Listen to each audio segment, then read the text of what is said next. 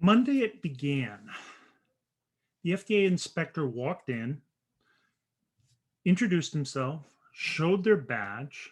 You brought them into the conference room, and the torture slowly began.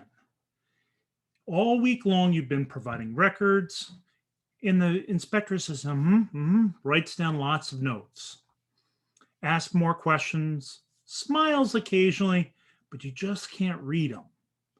Am I going to get a 43? Is this a good inspection? Is this a bad inspection? What's going to happen? Then at the end of the inspection on Friday morning, they spend the entire morning writing their report. This is when they're writing their FDA Form 483 inspection observations. And then they sit down with you just before they're going to leave and they review what they've written. You only have 4 inspection observations, but at the end of each one says, this is a repeat observation from a previous FDA inspection. That's not good. Repeat observations are the most common reason why a company is going to get a warning letter. Warning letters are given out for 483s that have high severity, potential for injury, and when they're repeat findings. So if you have a lot of things, a lot of evidence of the same thing going wrong, or this happened before, that increases the chances of you getting a warning letter. So how can we avoid getting warning letters?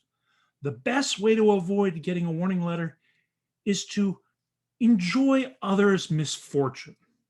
I call it the wheel of misfortune. Spin the wheel and find out why somebody else got a warning letter. The FDA actually publishes the results every year of what there were 483 inspection observations and warning letters issued for. And all you have to do is read what somebody else received one for and don't do what they did. That's how you can avoid inspection observations and warning letters. Matthew Walker just wrote a blog that we're posting on our website, and it goes through the review of all the FDA's data on FDA inspection observations and what the most common reasons are. He's listed the top 10, and year after year after year, it's the same things. So make sure you have a strong CAPA process. Know exactly what you need in a CAPA process to avoid that. It's the number one reason why companies get 483s and warning letters. Number 2, make sure that you have a strong complaint handling process. Number 3, make sure you have a strong medical device reporting procedure. And last but not least, yes, purchasing controls or supplier quality evaluation. That is the 4th reason why companies get warning letters and inspection observations.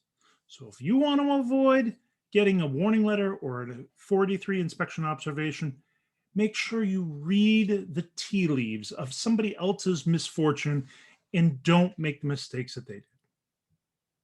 We're going to be talking more about this live this Friday in our weekly live streaming video on YouTube. Hope to see you live on Friday. Bye-bye.